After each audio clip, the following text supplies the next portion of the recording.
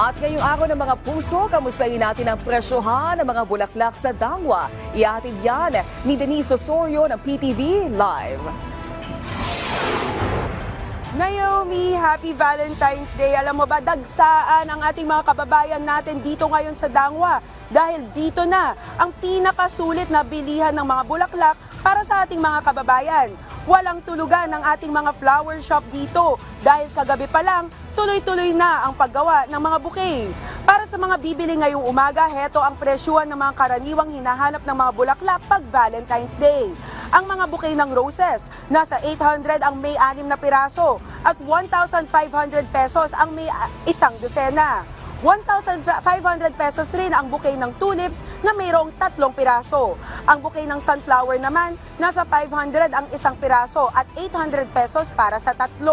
Kung paisa-isa lang naman kailangan nyo, ang isang rose ay 100 pesos. Ang stargazer naman ay nasa 300 per stem at 150 pesos ang isa ng tulips. Ayon sa ating mga nagbebenta, tumaas ang presyo ng mga bulaklak 3 araw na ang nakalilipas. Mas mataas po siya today, sir, dahil sa okasyon po na Valentine's.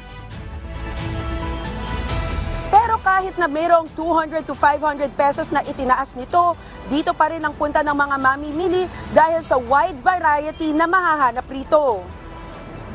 Mas mura dito kumpara sa iba. Talagang maraming pagpipilian.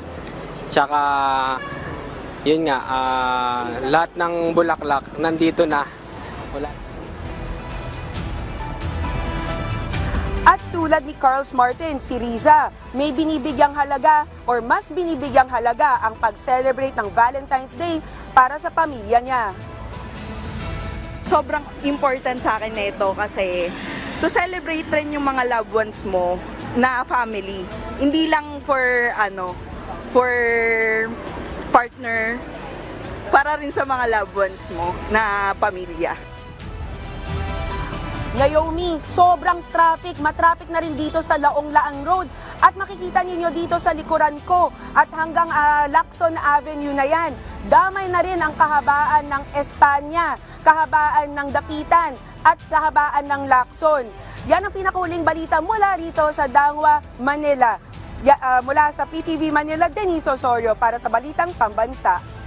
Maraming salamat at Happy Valentine's Day, Denise Osorio.